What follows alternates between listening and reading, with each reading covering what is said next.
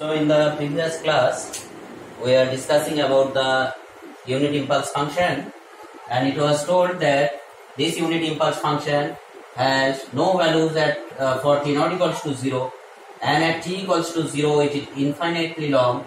In such a way, area under this curve is 1. For that reason, when a signal xt is multiplied with this signal del t, then the signal has this xt when multiplied by del t, what happens? So this is del t, when we multiply this by a signal xt, which is continuous in nature, that means exists at t equals to 0 also.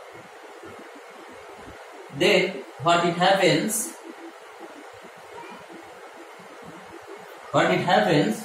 that this xt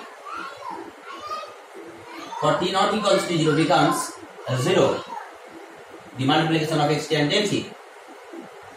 And for del t, at t equals to 0, when xt is multiplied by del t, we see that we are getting the value of x0 only. And in the similar way, using the same concept, that if it is del t and it is del t minus t0, what is del t minus t0? Del t minus t0 is impulse function which exists at t equals to t0. When this signal del t minus t0 is multiplied by xt, we are getting the value of this signal xt at the point where the delta function exists. So if you want to get the value of the signal at 0, we should multiply this signal by del t and then integrate it. In the similar way, if we want to get the signal value at any particular instant of time for t0, for any value, we'll just multiply this signal with the impulse function at the position where we want to know the signal value, where the impulse function will exist. That means if there is a signal, here is xt, I want to know the value where t equals to say 5. So what we'll do? We'll just multiply this signal with an impulse function which exists at t equals to 5 and integrate it, we'll get the value at x5. In the similar way, if we want to know the value at minus 5, we'll multiply xt with del t plus 5, t minus of minus 5, that means del t plus 5, and we'll get the value, signal value at minus 5. This helps a lot in sampling, where at a particular time interval, other than considering the continuous signal, we take the signal value at some particular time interval to take some samples of the signal values. So this helps a lot in sampling theorem to take the signal value of the signal at different instants of time. And this is called shifting property. Another important property we also told, that if we integrate the impulse, we will get the step function. How? This is a t, this is ut. Ut is 1 for t greater than equals to 0, 0 otherwise, and this is del t. Now integrate del t minus infinity to t del tau d tau to represent in generic form or in terms of t, we are using the limit t, and the integration is del tau into d tau. Now if you see, say we will consider two cases, when t is positive and when t is negative. This is del t. Let's say we are integrating from minus infinity to this t. What will be the value from minus infinity to minus t? What happens? Del t doesn't exist. So the integration will be 0 for t less than 0. But if t is positive, if t is positive, what will happen? That means t is here, or t is equals to 0, that means t is here. If we integrate, we will get nothing but 1. So this is for t greater than equals to 0. Therefore, we can represent or write minus infinity to plus infinity del tau into d tau is nothing but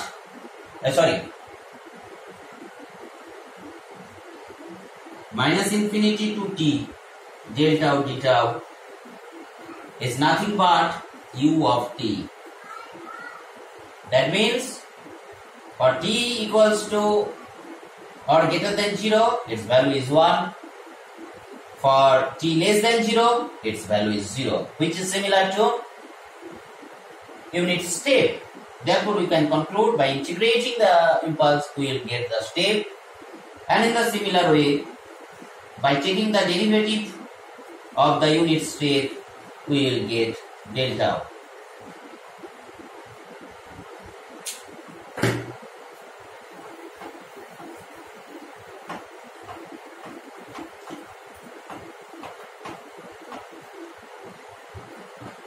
Another two signal we will consider as elementary. One is not elementary, you will tell, but rather important or used in communication system. That is rectangular function or rectangular signal.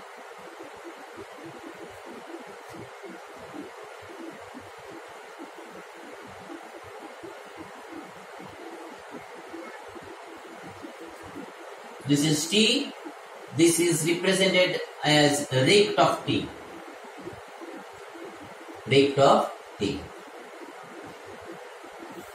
There is a width. It is say minus t by 2 to plus t by 2. So what is the duration? Here you see t is not the time period because it is not a periodic signal. It is a it is a time limited. It has no value. This function, say we first write gt equals to capital A for t minus t by 2 to plus t by 2 and 0 otherwise.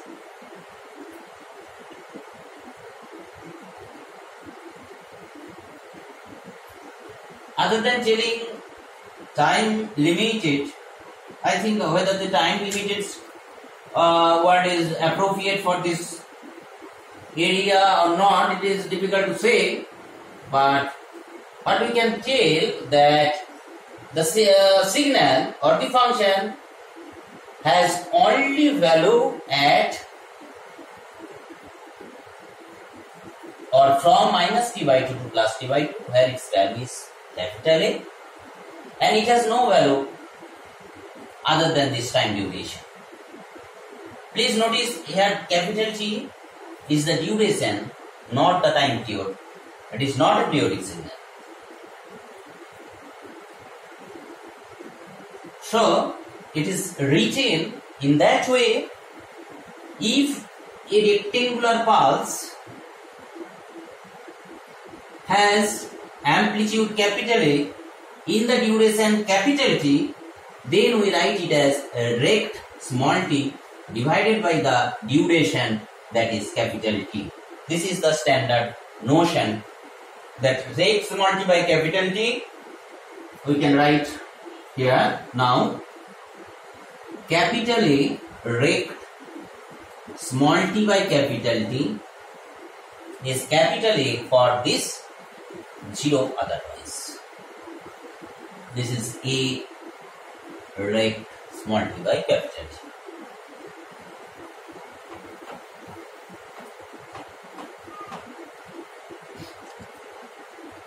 Another signal we will also consider, that is signal function, how it looks like.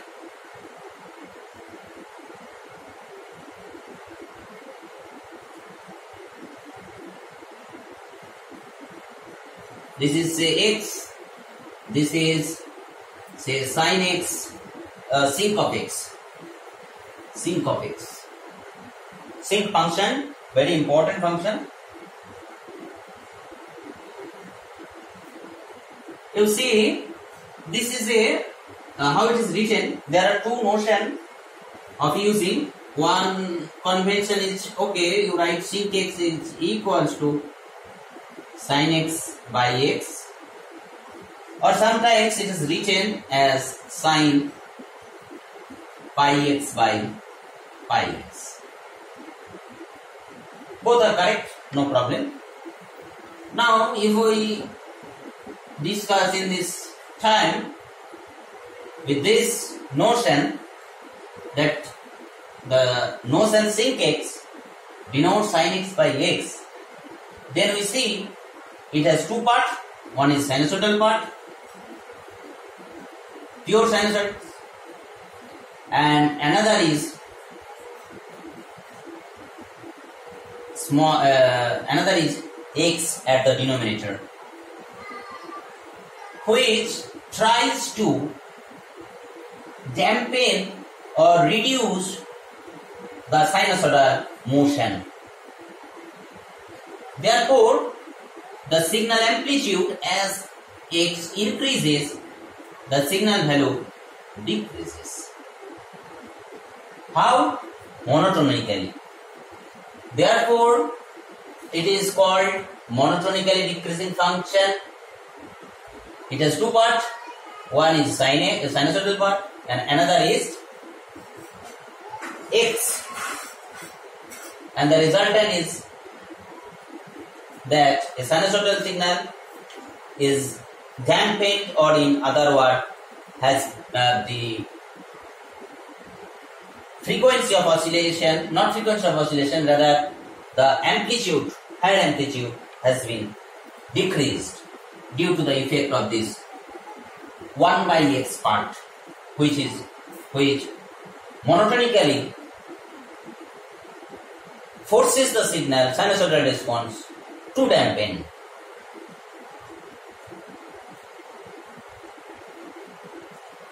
What are the values of these rankings? What you can see, if sin x is 0, then sinc x will also be 0.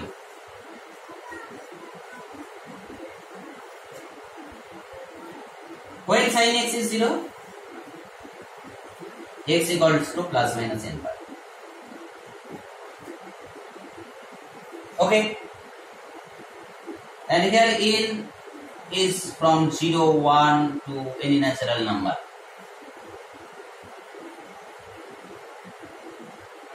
But what will happen? That means for pi, 2 pi, 3 pi, the value of the signal will be pi, 2 pi, minus pi, minus 2 pi. What will be the signal value? Signal value will be 0. But see carefully, the value of the signal when x is 0, the value of sin x by x is not 0. Using L'Hospital, you can prove that limit x tends to 0, sin x divided by x, if x at equals to 0 tending to 0, this we know this is 1. Therefore, it will have the highest amplitude at x equal to 0 and will have the value of 1. So, what we can conclude that sinc x has two parts. One is sinusoidal part and another is monotonically decreasing part 1 by x. And value of the signal for x equal to plus minus n pi, the value of sinc x is 0 except n equals to 0. Except n equals to 0, the value of sinc x is sinc of n pi is 0 plus minus 0 plus minus n pi is 0. And at t equals to or x equals to 0, the value is 1. This is all about sinc function.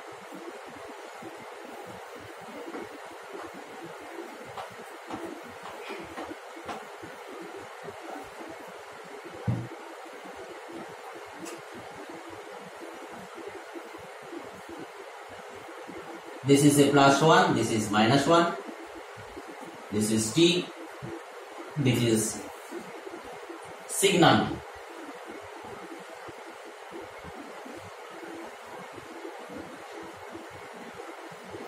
What we can write?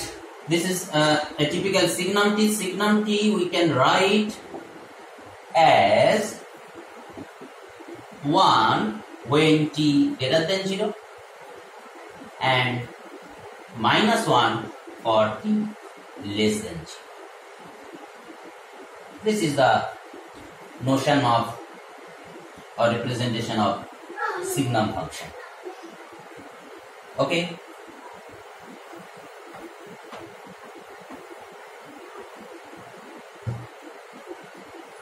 Now we'll see some important things, that is, what will be the signal?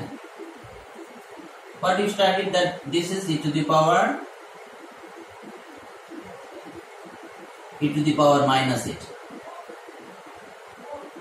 Having the value at t equals to 0, 1, for t going to infinite, its value tends to 0, and for t going to minus negative, its value going to infinite. We have also studied that if it is t and this is ut, and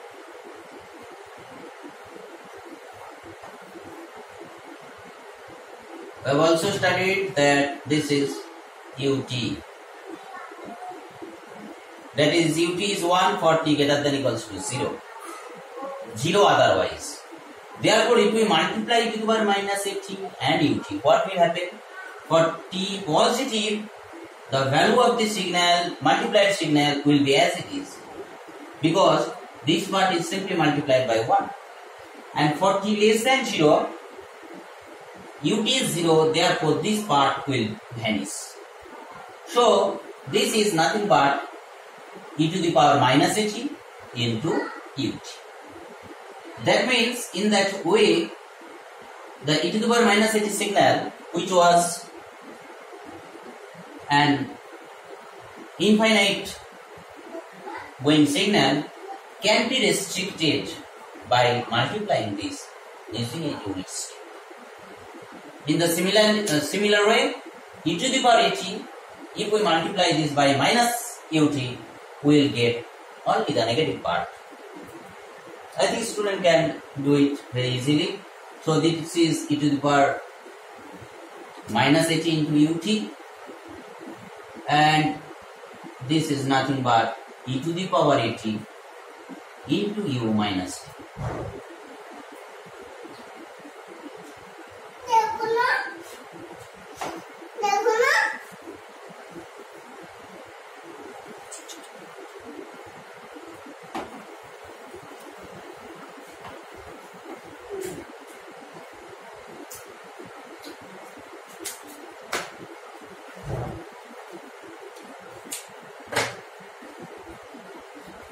Therefore, we may conclude that signum function is a special type of function which has a value +1 for t greater than 0, -1 for t less than 0.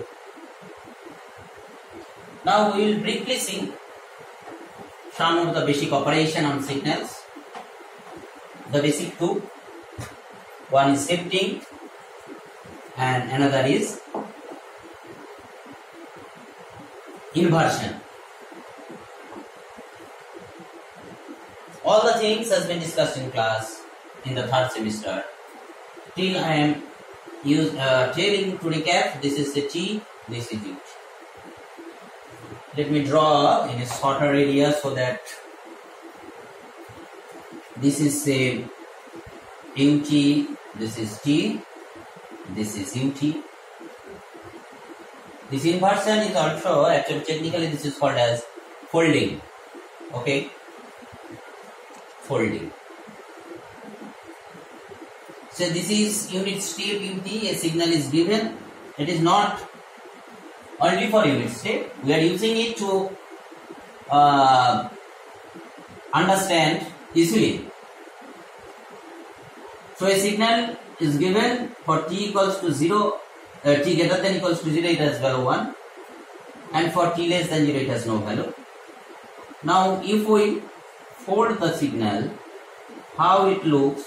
It looks like that for t greater than 0 it has no value, and for t less than equals to 0 it has value 1.